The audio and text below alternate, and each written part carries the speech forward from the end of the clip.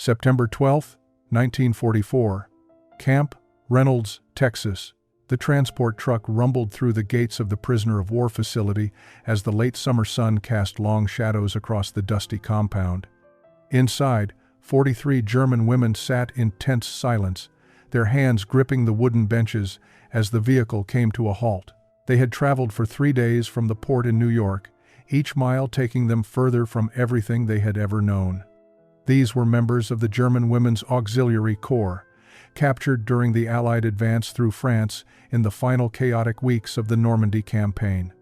They had served as radio operators, clerical staff, and medical assistants for the Wehrmacht. Now they were prisoners in a foreign land, facing an uncertain future in the heart of America. 22-year-old Greta Hoffman pressed her face against the small window of the truck, trying to catch her first glimpse of their captors. She had been told stories about American soldiers during her training in Berlin. Propaganda films had shown them as small, weak men, corrupted by their mongrel society. She had been taught that German racial superiority would easily overcome these inferior enemies. But as the truck's rear gate dropped open and sunlight flooded the interior, what Greta saw made her breath catch in her throat. Standing in formation outside were American guards, and they were nothing like what she had been told to expect. The first soldier she saw stood at least 6 feet 3 inches tall, with shoulders that seemed impossibly broad beneath his uniform. His companion was even larger, a mountain of a man whose shadow fell across the entire group of women as they began to climb down from the truck. Greta found herself staring upward, her neck craning to meet the eyes of men who towered over her 5'4" frame. Behind her, she heard 20-year-old Anna Mueller whisper in German, "Mein Gott, they're giants." Lieutenant Sarah Brennan, one of the few female officers assigned to oversee the women's compound, stepped forward to address the new arrivals. She had been briefed on what to expect: young German women who had been fed years of Nazi propaganda about American weakness and inferiority. She watched their faces carefully as they took in their surroundings, noting the mixture of fear, confusion, and unmistakable shock in their expressions. Many of them couldn't stop staring at the American guards, their eyes wide with something that looked almost like disbelief. Sergeant Michael O'Brien, a farm boy from Wisconsin who stood 6 feet 5 inches tall and weighed 230 pounds, noticed one of the German women staring at him with an expression he couldn't quite read. He had grown up in a community of Norwegian and German immigrants, where his size was impressive but not unusual. But seeing these small, slender women from Germany looking up at him like he was some kind of mythical creature made him suddenly conscious of just how different their worlds had become. The women were ordered to form a line for processing. As they shuffled into position, their military training evident in their precise movements, despite their obvious exhaustion, the conversations continued in hushed German. Greta found herself standing next to Anna, and the two women exchanged glances that communicated more than words could express. They had been prepared for cruelty, for deprivation, for the harsh treatment they assumed all prisoners received from their captors. Instead, they were confronting something far more unsettling to their worldview. As the processing began, each woman was asked to state her name, age, rank, and unit. When it was Greta's turn, she stepped forward and found herself addressing Sergeant O'Brien directly. Her English was limited, learned from a few years of school lessons before the war, but she managed to communicate the basic information. As she spoke, she couldn't help but notice details that contradicted everything she thought she knew. The sergeant's uniform was clean and well-maintained. His boots were newer than anything German soldiers had worn in the final months of the war. His teeth, when he gave her a brief professional smile, were straight and white. The processing continued for 2 hours.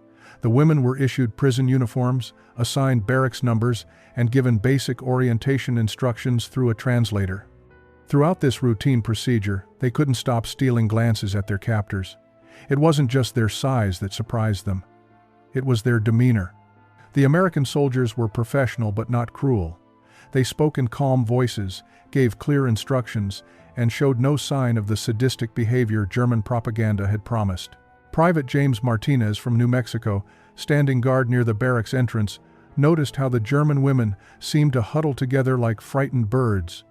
His own mother was barely 5 feet tall, and these women reminded him of her, small and displaced in a world that suddenly felt too large and unfamiliar. He found himself wondering what they had been told about Americans, what lies had been fed to them to make them willing to fight for a regime that was now crumbling across Europe. Inside the barracks, the women finally had a moment to speak freely among themselves. The space was clean, sparse but adequate, with rows of metal bunks and thin mattresses. It was far better than what many of them had experienced in the final chaotic months of the war in Europe. Anna sat on her assigned bunk and looked around at her fellow prisoners. "Did you see them?" she asked in German, her voice barely above a whisper. "They're enormous. All of them. How is that possible?" Greta sat beside her, still processing everything she had witnessed in the past few hours. "The propaganda films," she said quietly. "They showed us Americans as weak, as inferior. But these men, they look like they've never missed a meal in their lives." The observation hung in the air, heavy with implications. If the propaganda had been wrong about something as basic as the physical appearance of their enemies, what else had been a lie? That first evening in Camp Reynolds brought more surprises. The women were assembled in the mess hall for their initial meal in captivity. They filed in quietly, expecting the watery soup and stale bread that had become standard fare in Germany during the war's final years. What they found instead left them momentarily speechless. The American guards distributed metal trays loaded with food, real substantial food. There was meat, potatoes, vegetables, and even fresh bread with butter. The portions were larger than anything most of them had seen in months. Greta stared down at her tray, unable to move. Beside her, Anna picked up her fork with trembling hands. "Is this real?" she whispered in German. "Are they trying to fatten us up for something?" The question reflected the paranoia that years of Nazi propaganda had instilled in them. Surely this abundance couldn't be genuine. Surely there was some cruel trick hidden behind this unexpected generosity. But as they watched the American soldiers eating the same food from similar trays, the reality began to sink in. This wasn't special treatment or psychological warfare. This was simply how Americans ate, even during wartime. The contrast with their experiences in Germany was staggering. While their own country had been rationing food down to near starvation levels, their enemies across the ocean had been eating like this every single day. Lieutenant Brennan observed the women's reactions from her position near the mess hall entrance. She had seen this same bewilderment on the faces of male German prisoners when they first arrived. The shock of discovering that American abundance wasn't propaganda, but reality always created a visible crisis of belief. She watched as one young woman, tears streaming down her face, slowly began to eat, each bite seeming to carry the weight of every lie she had been told. Corporal David Washington, an African-American soldier from Georgia, was assigned to supervise the evening meal distribution. He stood 6 feet 2 inches tall, with broad shoulders built from years of farm work before the war. He noticed how the German women kept glancing at him with expressions that mixed curiosity with confusion. He was used to such looks, though usually they came from white Americans rather than foreign prisoners. His presence seemed to challenge yet another aspect of what these women had been taught. The Nazi racial theories had painted a very specific picture of non-white Americans, one that his obvious health, strength, and dignified bearing completely contradicted. As the meal continued, the women began to relax slightly, though conversations remained guarded and subdued. Greta found herself watching the American soldiers moving through the mess hall. They laughed easily with each other, their camaraderie genuine and unforced. They came in all sizes, though even the smallest among them seemed larger than the average German soldier she had encountered. They came in different colors too, working side by side without the rigid hierarchies she had been taught were natural and necessary. Anna leaned close to Greta and whispered, "How did we ever think we could defeat people like this? Look at them. They're not just bigger. They're different than everything we were told." Her words captured the fundamental crisis beginning to take root in every woman's mind. Their first day in American captivity had shaken beliefs they had held as absolute truths just hours before. The next morning brought the first formal assembly of the German women prisoners. Lieutenant Brennan stood before them in the compound's main hall, prepared to deliver the standard orientation speech she had given to previous groups. But as she looked at the faces of these 43 women, she recognized something she hadn't seen in male prisoners. There was a particular vulnerability in their eyes, a dawning awareness that the world they thought they knew had been built on foundations of sand. She began with the basics, explaining camp rules, daily schedules, and the rights afforded to them under the Geneva Convention. As she spoke, a translator named Corporal Helen Fischer, herself a German immigrant who had fled the Reich in 1938, rendered her words into precise German, but Lieutenant Brennan noticed that many of the women were only half listening. Their attention kept drifting to the American soldiers, standing guard around the perimeter of the room, their eyes measuring, comparing, trying to reconcile reality with everything they had been taught. After the formal orientation, Lieutenant Brennan did something unusual. She asked if any of the prisoners had questions. The room fell silent. German military discipline held firm even in captivity. No one wanted to be the first to speak, to show weakness or curiosity before their enemies. But finally, a hand rose slowly. It belonged to Greta, who had been chosen by her fellow prisoners to serve as their informal spokesperson.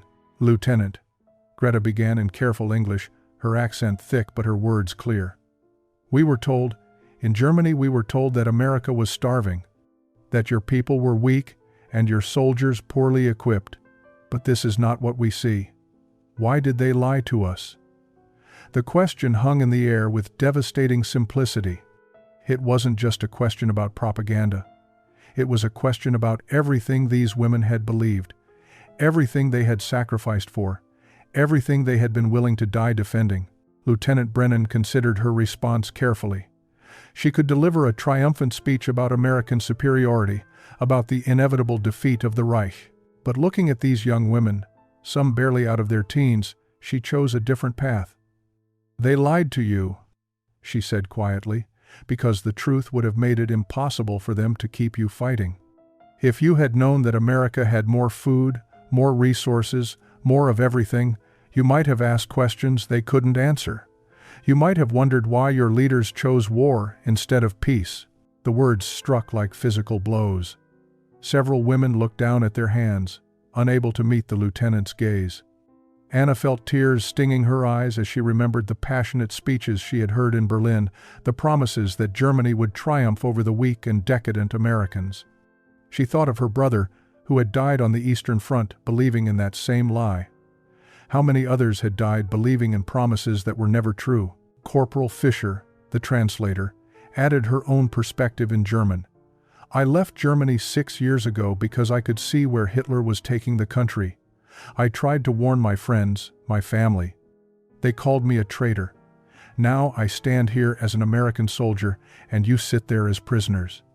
The truth doesn't care about what we want to believe, it simply is." The days that followed established a routine in Camp Reynolds. The German women were assigned to various work details, tasks that kept them occupied and contributed to the camp's daily operations. They worked in the laundry, assisted in the kitchen, and maintained the grounds.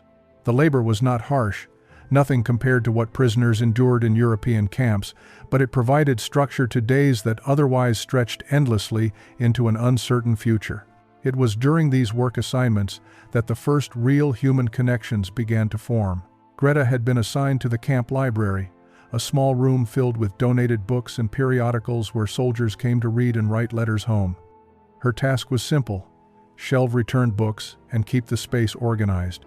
But it was here that she encountered Sergeant O'Brien again, the towering Wisconsin farm boy who had processed her on that first overwhelming day. He entered the library one afternoon carrying a stack of books, his large frame seeming almost comical in the cramped space. When he saw Greta, he offered a polite nod and began browsing the shelves. She continued her work, hyper-aware of his presence, remembering everything she had been taught about maintaining distance from the enemy. But then, something unexpected happened. O'Brien pulled a book from the shelf, a worn copy of The Good Earth by Pearl Buck, and turned to her with a question that caught her completely off guard. "Have you read this?" he asked, his voice gentle despite his intimidating size. "It's about farmers in China. Reminded me of home, even though it's about a completely different place." The simplicity of the question, the assumption that she might be interested in books, that she was a person capable of having literary opinions, stunned Greta into silence. After a moment, she shook her head. "My English, it is not so good for reading," she managed to say. O'Brien nodded thoughtfully, then did something that would change everything. He walked to a different section and returned with a German language book, a collection of Goethe's poetry that had been donated by a local German-American community. "Maybe this is better?" he offered with a small smile. "My grandmother used to read Goethe to me when I was little. Didn't understand a word, but I liked the sound of it." He placed the book gently on the desk near her and returned to his browsing, as if this small act of consideration was the most natural thing in the world. That evening Greta sat on her bunk holding the poetry book, her fingers tracing the familiar words. Anna sat beside her, watching her friend's face with concern. "What's wrong?" Anna asked in German. Greta looked up, tears threatening to spill from her eyes. "He gave me a book," she whispered. "That giant American soldier. He gave me a German poetry book because he thought I might enjoy it." "Anna, enemies don't do things like that. What does it mean?" Similar small kindnesses were occurring throughout the camp. Private Martinez had noticed that one of the women, a pale blonde named Elizabeth Schneider, was struggling with a persistent cough. Without making a show of it, he brought her an extra blanket and a thermos of hot tea sweetened with honey. When she tried to thank him in broken English, he simply shrugged and said, "My mother always says hot tea and honey cure everything. Worth a try, right?" These gestures were not part of any official policy. They were simply the natural expressions of young men who saw fellow human beings in distress and responded with basic decency. But for the German women, raised on propaganda that painted Americans as cruel and heartless, each small kindness landed like a hammer blow against the walls of their beliefs. By the third week of October, language barriers began to crumble in unexpected ways. Corporal Fisher had established informal English classes in the evenings, open to any prisoner who wished to attend. At first, only a handful of women appeared, suspicious that learning the enemy's language might be seen as collaboration by their fellow prisoners. But as word spread that the classes were practical and non-political, focused simply on communication rather than indoctrination, attendance grew steadily. Greta became one of the most dedicated students. She arrived early to each session, carrying a small notebook where she carefully wrote down new vocabulary words and phrases. Her motivation was partly practical. Better English meant easier navigation of camp life, but it was also something deeper. Each new word she learned felt like a key unlocking doors to understanding these confusing Americans who fed their prisoners well and offered them poetry books. Anna attended the classes too, though her progress was slower. She struggled with pronunciation, her tongue refusing to wrap around the strange English sounds.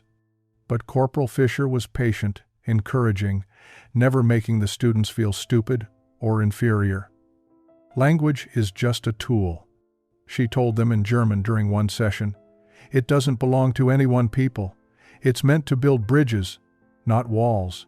The real breakthrough came when some of the American soldiers began attending the classes as well, not as teachers, but as students wanting to learn German. Sergeant O'Brien showed up one evening, folding his large frame into one of the small classroom chairs with an apologetic grin. "My grandmother would be ashamed that I never learned her language properly," he explained to the surprised room. "Figure now's as good a time as any." The presence of American soldiers learning German transformed the dynamic completely. Suddenly it wasn't prisoners being forced to learn their captor's language. It was human beings from two different worlds trying to understand each other. Private Martinez came too, admitting that he wanted to learn German because it reminded him of learning Spanish from his grandfather. The parallels weren't lost on anyone. Language learning became a shared experience rather than an act of submission. During these sessions, barriers dissolved in ways that surprised everyone.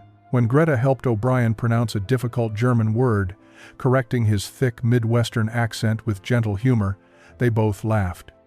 When Anna finally mastered the English TH sound after weeks of struggle, the entire class, Germans and Americans alike, applauded. These were small victories, but they carried enormous weight. It's difficult to hate someone who celebrates your successes and sympathizes with your struggles. Outside the formal classes, a pidgin language developed in the compound. Germans mixed English words into their conversations. Americans picked up German phrases. Guten Morgen became as common as good morning among the guards. Thank you and danke were used interchangeably. This linguistic blending created a unique culture within Camp Reynolds, one that existed nowhere else in the world.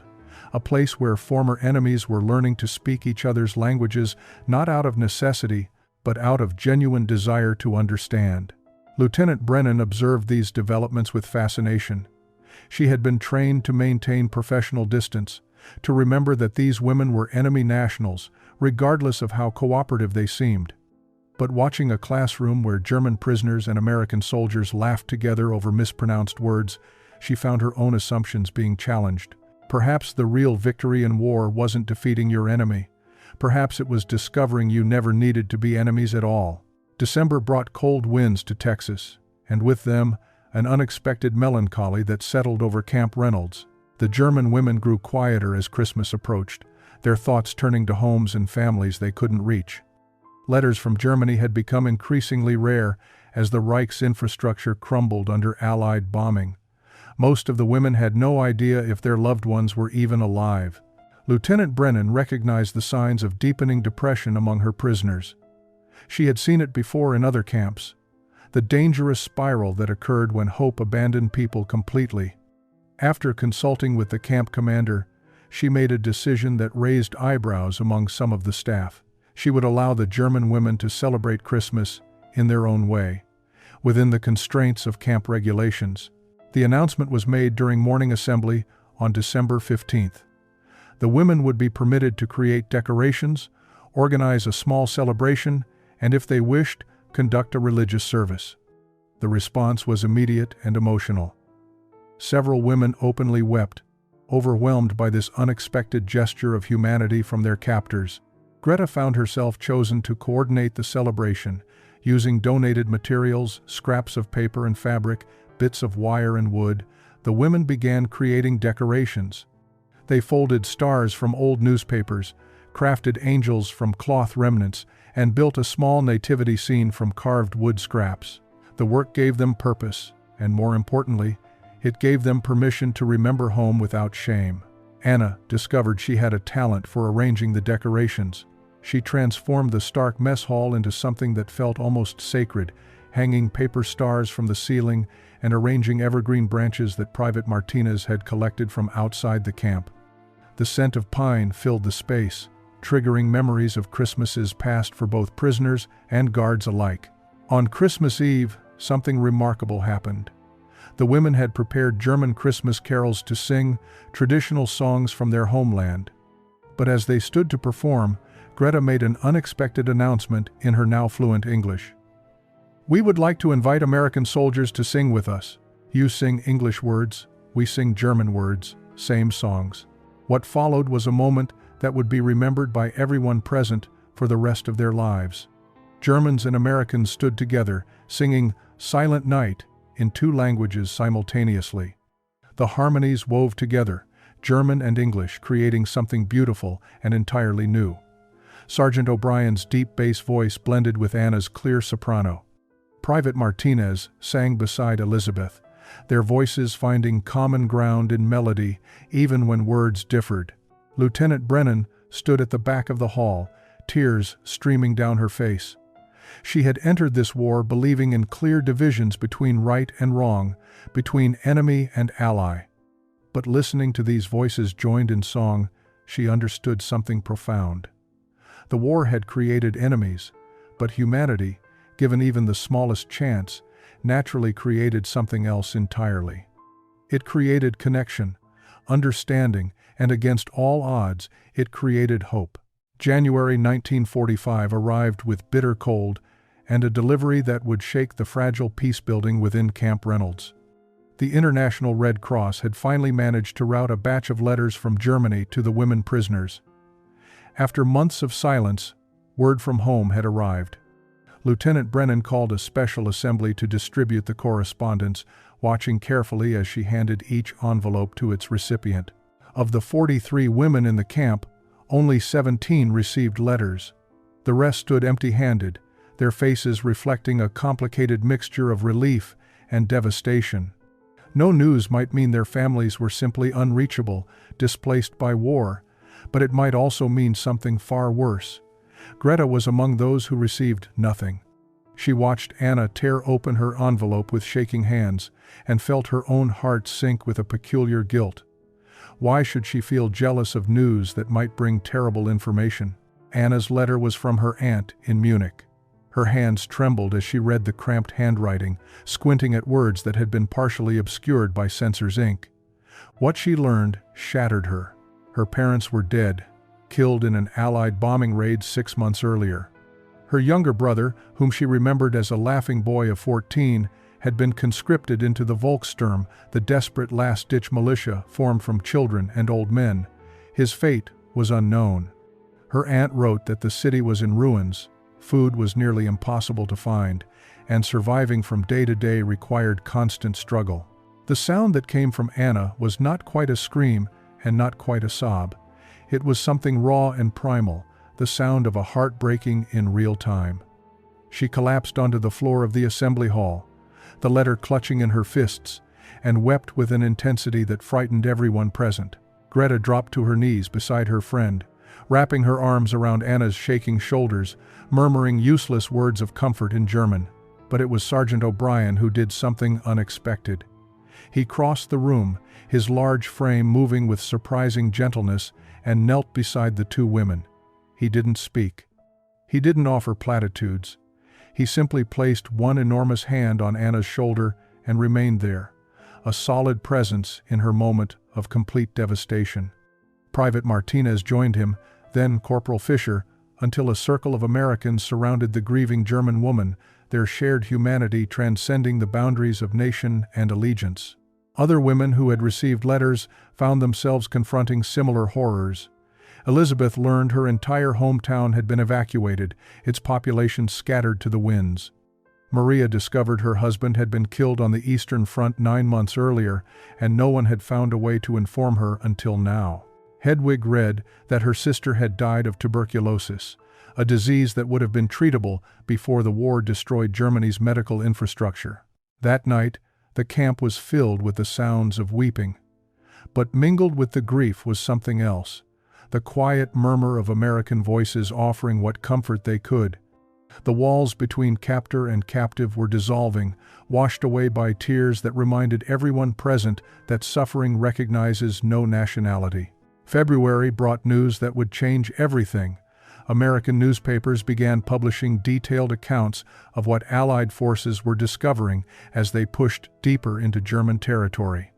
The reports spoke of concentration camps, of systematic murder on an industrial scale, of horrors so profound that many readers initially dismissed them as wartime propaganda. But the photographs were undeniable. The testimonies of survivors were too consistent, too detailed to be fabricated. Lieutenant Brennan wrestled with whether to allow the German women access to these reports. On one hand, they were prisoners, and controlling information was standard protocol. On the other hand, these women would eventually return to Germany. Shouldn't they understand what their country had become?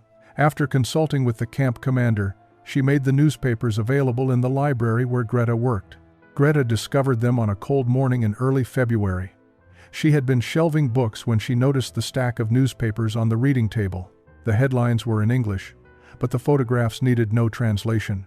Skeletal figures staring at cameras with hollow eyes, bodies stacked like cordwood, ovens designed for purposes too horrific to comprehend. Her hands began to shake as she turned the pages, her mind refusing to accept what her eyes were seeing. Anna found her there an hour later, still frozen in place, tears streaming silently down her face. "Greta," she whispered in German. "What's wrong?" Greta couldn't speak. She simply pointed to the newspapers spread across the table.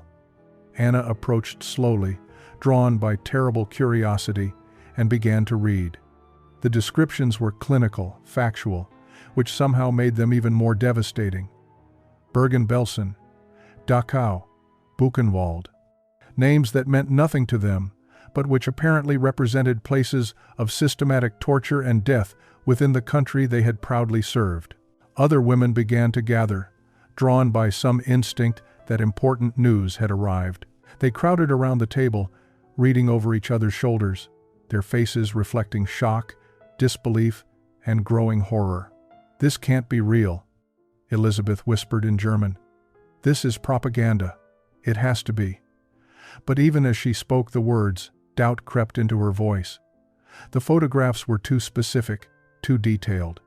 The locations were named, the liberating units were identified. This wasn't vague wartime propaganda. This was documentation of something real. Maria, who had always been among the most ardent defenders of Germany's cause, sank into a chair as she read an account of Auschwitz. "We didn't know," she said, her voice barely audible. "How could we not have known?" The question hung in the air, accusatory and unanswerable. How could an entire nation not know about the systematic murder of millions? Yet these women, who had served the Reich faithfully, genuinely seemed to have been ignorant of these atrocities. Sergeant O'Brien entered the library and immediately sensed the atmosphere. He saw the newspapers spread across the table, saw the devastated faces of the German women, and understood what was happening. This was the moment when comfortable lies died and terrible truths took their place. This was the moment when these women confronted what they had actually been fighting for. The days following the revelation were marked by a profound silence in Camp Reynolds. The German women moved through their routines mechanically, their faces bearing expressions of people whose entire understanding of reality had been shattered. Conversations that had once flowed easily now faltered and died. The question that haunted every woman was too large, too terrible to voice aloud, yet it echoed in every mind. What had they been part of? Greta stopped attending the English classes. She stopped reading in the library. She sat on her bunk for hours, staring at nothing, her hands folded in her lap. Anna tried to reach her, tried to coax her back to some semblance of normalcy, but Greta's silence was impenetrable. She had built her entire identity around being a loyal servant of Germany, around the belief that she was defending her homeland against unjust enemies. Now that foundation had crumbled, leaving her standing on nothing. Lieutenant Brennan called a meeting with her staff to discuss the situation. "They're in crisis," she explained to the assembled guards.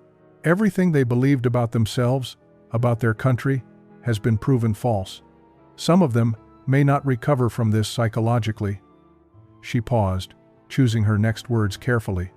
"We need to decide how we treat them now. Are they still our enemies, or are they victims too? Victims of a regime that lied to them about everything?" Sergeant O'Brien spoke up, his voice thoughtful. "Ma'am, I've been thinking about my grandmother. She left Germany because she saw what was coming, but her family stayed behind. They believed Hitler's promises about making Germany great again. They weren't evil people. They were just desperate, scared, looking for someone to tell them things would be okay." He gestured toward the barracks. "These women, they're not so different from my cousins back in Bavaria. They got caught up in something bigger than they understood." Private Martinez added his perspective. "In my town, we had Japanese families who got sent to internment camps. Their only crime was being Japanese. They were Americans, but that didn't matter when fear took over. Makes you think about how easy it is to turn people into enemies when you're scared enough." The conversation was interrupted by Corporal Fisher, who had been working with the women more closely than anyone. "3 of them have stopped eating," she reported, her voice tight with concern. "They're saying they don't deserve to eat, don't deserve to live after what they've learned. We're looking at potential suicides if we don't intervene." That evening, something unprecedented happened. Lieutenant Brennan organized a group discussion, inviting any woman who wished to speak about what she was feeling. She made it clear there would be no judgment, no punishment for expressing doubts or grief. What followed was 3 hours of raw, painful honesty. Women who had never questioned their service now questioned everything. They spoke of guilt, of shame, of feeling complicit in horrors they never witnessed but somehow failed to prevent. And slowly, through tears and broken voices, they began the long, difficult process of rebuilding their understanding of who they were and who they wanted to become. May 8, 1945. Victory in Europe Day. The war that had consumed the world for 6 years was finally over in Europe. Across America, celebrations erupted in streets and town squares. Church bells rang, strangers embraced, and a collective sense of relief washed over the nation. But in Camp Reynolds, the atmosphere was somber and uncertain. For the 43 German women prisoners, victory meant something entirely different. It meant facing the question they had been avoiding for months. What came next? Lieutenant Brennan received official orders regarding repatriation procedures. All German prisoners of war were to be processed for return to their homeland within 60 days. She called an assembly to deliver the news, watching the women's faces as she explained the timeline and procedures. Transportation would be arranged through displaced persons camps in Europe. From there, they would be released to return to whatever remained of their homes and families. The silence that followed her announcement was deafening. These women had spent months grappling with their identity, confronting the crimes of their country, and discovering unexpected humanity in their captors. Now they were being told to return to a Germany that existed only in ruins, to communities that might no longer exist, to families that might be dead or scattered beyond finding. Greta sat rigid in her chair, her mind racing. She thought of Hamburg, the city of her birth, which she knew from reports had been devastated by firebombing. Her parents had died 2 years ago, killed in one of those raids. She had no siblings, no close relatives she could name. What exactly was she returning to? A pile of rubble that used to be her street? A country whose crimes now defined it in the eyes of the world? Anna's situation was even more dire. Her letter had confirmed her parents were dead, her brother missing and likely dead as well. Her aunt, the one family member she knew survived, was struggling to survive in the ruins of Munich. Returning meant becoming another mouth to feed in a household already starving. It meant trying to rebuild a life in a city where she would be seen as a failure, a woman who had been captured and corrupted by the enemy. That evening the women gathered in their barracks for an impromptu discussion. For the first time since arriving at Camp Reynolds, they spoke openly about their fears. "What kind of Germany are we returning to?" Maria asked, her voice breaking. "The Germany we knew is gone. Everything we believed in was a lie. Who are we supposed to be now?" Elizabeth, who had lost her entire family, spoke with quiet intensity. "Here, we've been treated like human beings. The Americans fed us, educated us, showed us kindness we never expected. What if," she paused, the audacity of her next words almost too much to voice. "What if we didn't go back?" The suggestion hung in the air like lightning before thunder. It was unthinkable, unprecedented, possibly even treason. But once spoken, the idea couldn't be unheard. Several women began speaking at once, some horrified by the suggestion, others cautiously considering it. The debate continued deep into the night. The weeks following the repatriation announcement were marked by an unusual intensity in the camp. While the women debated their futures in whispered conversations, they simultaneously threw themselves into their work with renewed dedication. It was as if they were trying to prove something, either to their captors or to themselves, that they were more than failed soldiers of a defeated regime. Greta had become indispensable in the camp's administrative office. Her fluency in both German and English, combined with her meticulous attention to detail, made her the perfect liaison for processing paperwork related to German prisoners across the region. She worked long hours, often staying late to ensure every document was perfect. Lieutenant Brennan noticed how Greta seemed to find solace in the work, how purpose appeared to quiet the existential questions that haunted her. Anna had discovered her calling in the medical office. Under the guidance of Dr. Thomas Reed, the camp physician, she had learned basic nursing skills that went far beyond what she had known as an auxiliary corps member. Dr. Reed was impressed by her natural aptitude and gentle bedside manner. "She has healing hands," he told Lieutenant Brennan during a staff meeting. It would be a terrible waste to send her back to starve in the ruins of Munich when she could be saving lives here. The other women found their own niches. Elizabeth had revolutionized the camp kitchen, introducing German recipes that stretched rations further while maintaining nutrition. Maria worked in the library alongside Greta, helping establish a German language section that served both prisoners and guards interested in learning the language. Hedwig discovered a talent for gardening, transforming bare patches of ground into vegetable gardens that supplemented the camp's food supply. These contributions did not go unnoticed by the American staff. Sergeant O'Brien remarked to Private Martinez one afternoon, "These women work harder than half our own soldiers. They don't have to. There's no reward for it, but they do it anyway. Makes you think." Martinez nodded in agreement. "My mother always said you can judge people's character by how they act when nobody's forcing them to. These women, they're choosing to contribute. That says something." But the work was more than just keeping busy. For many of the women, it represented a form of redemption. They couldn't undo the past or change what their country had done, but they could choose how to move forward. Every well-organized file, every patient comforted, every meal improved, every garden planted was a small act of atonement. It was their way of saying that they refused to be defined solely by the crimes of the regime they had served. Lieutenant Brennan observed this transformation with growing admiration. These women had been given every reason to collapse into despair or bitterness. Instead, they had chosen to create meaning through contribution. They had turned captivity into an opportunity for personal redemption. When she drafted her report to headquarters about the repatriation timeline, she found herself adding an unusual addendum. "Some of these prisoners," she wrote, "might be more valuable to American interests remaining here than returning to Germany." Word of the German women prisoners at Camp Reynolds had spread beyond the military compound into the surrounding civilian communities.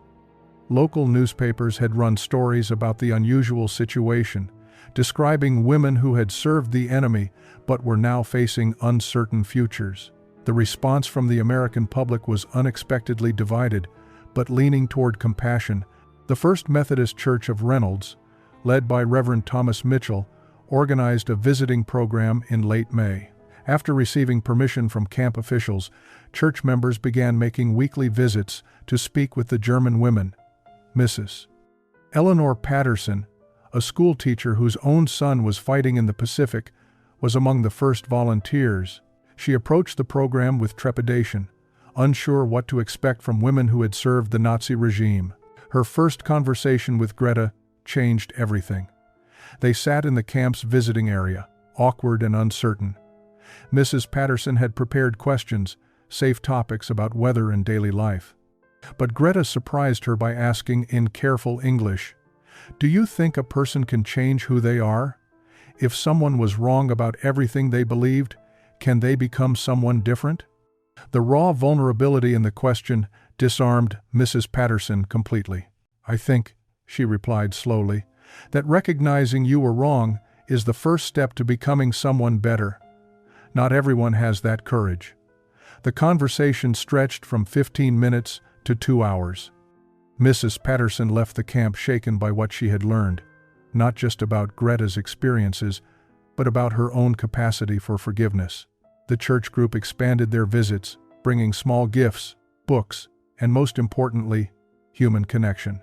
Other organizations joined in. The Reynolds Women's Club began offering English tutoring. The local library donated German language books. A group of German-American families, immigrants who had fled Germany in the 1930s, reached out with particular understanding of the women's complex position. Mr. and Mrs. Heinrich Weber, who had emigrated from Stuttgart in 1936, began visiting Anna regularly. They saw in her their own nieces and nephews who had stayed behind, young people caught up in a nightmare not of their making. "We could have been you, Mrs. Weber told Anna during one visit, speaking in German. "If we had stayed just a few more years, if we had believed the promises, we would have been exactly where you are now." These civilian connections had a profound impact on the debate happening within the camp. The women had been wrestling with whether America would accept them if they chose to stay. Now they were seeing the answer firsthand. Not everyone would welcome them. Some letters to local newspapers were harsh and unforgiving, but enough people were willing to offer second chances to make staying seem possible. Lieutenant Brennan watched these civilian interactions with careful attention. She had received inquiries from several families about sponsoring individual women, offering housing and employment if they were permitted to remain in the United States. The legal framework was complicated. These were enemy prisoners of war, not refugees or immigrants. But the emotional and moral case for allowing them to stay was growing stronger by the day. June 15, 1945. The deadline for repatriation decisions had arrived. Lieutenant Brennan stood before the assembled German women in the main hall, holding official documents from the War Department. Her face reflected the weight of what this moment meant for everyone present. The women sat in tense silence, their months of internal struggle culminating in this single defining choice. "Ladies," Lieutenant Brennan began, her voice steady but compassionate, "I have received final orders regarding your repatriation. Transportation to Germany will be arranged within 2 weeks. You will be processed through displaced persons camps in Europe before being released to return to your homes." She paused, observing the mixture of emotions on their faces. What she said next was unprecedented. However, given the unusual circumstances and the support from local communities, the War Department has agreed to consider alternative arrangements for any who request them. The room erupted in whispered German conversations. This was the moment they had been discussing in secret for weeks, but hearing it stated officially made it suddenly, terrifyingly real. Greta felt her heart pounding as she stood slowly, her legs trembling beneath her. She had been chosen by several women to speak on their behalf, a responsibility that felt crushing in its importance. "Lieutenant Brennan," Greta began in clear English, her months of study evident in her pronunciation. "Some of us have discussed this matter deeply. We understand this is unusual, perhaps even unprecedented, but we wish to request permission to remain in America." Her voice wavered slightly. "Germany is no longer our home. The country we thought we served never truly existed. Here, we have found something we never expected. We have found the possibility of becoming better people than we were." Anna stood next, followed by Elizabeth, Maria, and 8 other women. They formed a small group within the larger assembly, their decision clearly made and unified. The remaining women watched with mixed expressions, some understanding, some disapproving, all grappling with the magnitude of what was happening. Anna spoke next, her English halting but sincere. "We know what we are asking is strange. We were your enemies. But you showed us that enemies can become friends. You fed us when we expected cruelty. You taught us when we expected ignorance. You gave us hope when we expected only punishment." Tears streamed down her face as she continued. "If we return to Germany, we return to nothing. No families, no homes, no future. But here, people have offered us chances. The Webbers wish to sponsor me. Mrs. Patterson offers to help Greta. We have found people willing to believe we can change." Lieutenant Brennan felt her own throat tighten with emotion. In her entire military career, she had never encountered prisoners of war begging to remain in captivity rather than accept freedom. The legal implications were staggering. The precedent was non-existent. But looking at these 11 women, seeing their genuine transformation over the past 9 months, she understood that sometimes the right thing to do existed outside the boundaries of military protocol. The process of transforming 11 German prisoners of war into American residents was bureaucratically complex and politically sensitive. Lieutenant Brennan spent weeks navigating military regulations, immigration laws, and State Department protocols. The women's status was changed from prisoners of war to displaced persons, a classification that allowed for potential immigration sponsorship. It was an imperfect solution, but it opened a path forward that hadn't existed before. The 32 women who chose repatriation departed Camp Reynolds on July 3, 1945. The farewell was emotional, filled with embraces and tears that blurred the lines between those staying and those leaving. Both groups were embarking on uncertain journeys, just in opposite directions. Those returning to Germany carried letters from American soldiers, photographs from their time in camp, and a fundamentally changed understanding of who their enemies truly were. For the 11 who remained, the transition from prisoners to immigrants was challenging but filled with unexpected support. Greta moved in with the Patterson family, occupying a small room in their home while she sought employment. Mrs. Patterson used her connections in the school district to help Greta secure a position as a German language instructor at the local high school. The irony wasn't lost on anyone. A former member of the German Women's Auxiliary Corps, now teaching American children the language of their recent enemy. Anna's path led her to the Weber family, who welcomed her like the daughter they had never had.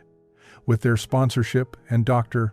Reed's recommendation, she enrolled in a nursing program at Reynolds Community Hospital.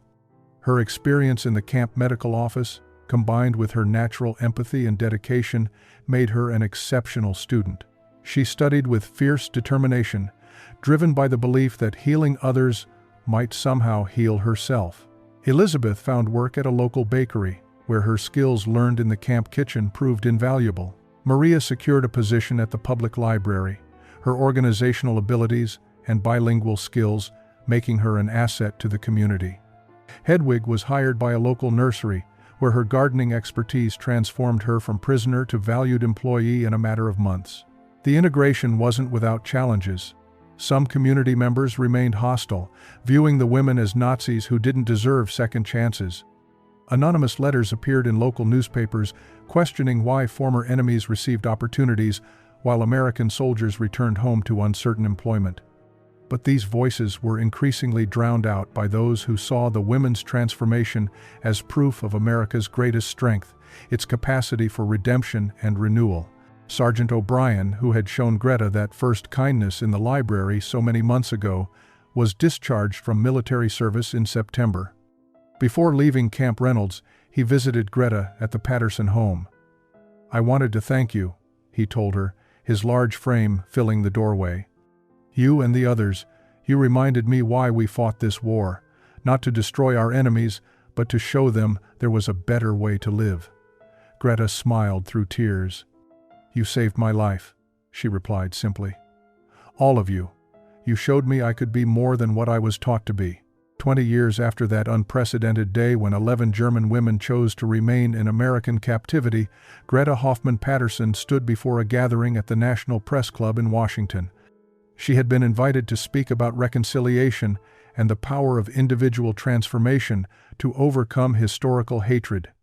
Now an American citizen with 2 children and a successful career as a translator for the State Department, she carried with her memories that had shaped not just her life, but influenced American policy toward former enemies. Her speech that day would be remembered as one of the most moving testimonies about the possibility of peace through human connection. She spoke about the morning she first saw American soldiers, how their size and health had shattered every lie she had been told.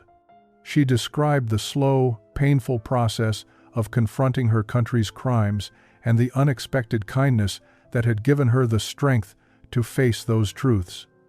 "We discovered," she told the audience, "that home isn't just where you come from, it's where you choose to build a life that honors the best in human nature rather than the worst."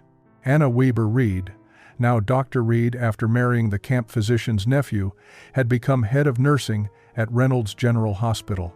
Her story had inspired countless others, proving that even those who had served on the wrong side of history could dedicate their lives to healing and service.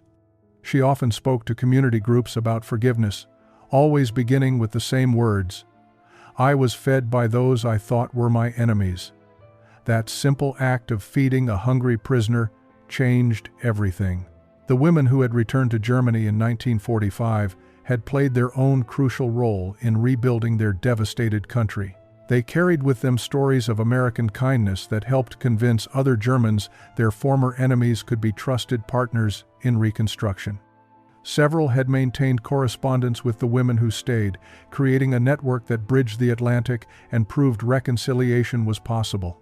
The story of Camp Reynolds had influenced American policy in ways both subtle and profound. The success of integrating former enemy nationals demonstrated that America's greatest strength lay not in military might, but in its capacity to offer second chances. The women's transformation had become a case study in rehabilitation programs, referenced in discussions about how to treat former enemies with dignity while maintaining security. As Greta concluded her speech, she held up a faded photograph from Camp Reynolds. It showed 11 German women standing alongside American soldiers, all of them smiling despite the uncertain future they faced. "This photograph," she said, "represents the moment when we stopped being enemies and started being human beings. It shows what happens when people choose compassion over hatred, when they offer redemption instead of revenge." The legacy of those 11 women continues to inspire new generations. Their story proves that even in the darkest chapters of human history, individuals can choose different endings for their own lives.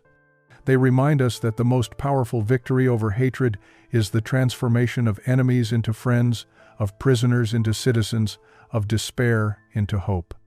They chose to stay because they had discovered, in American captivity, something worth defending with their lives: the possibility of becoming better than they were.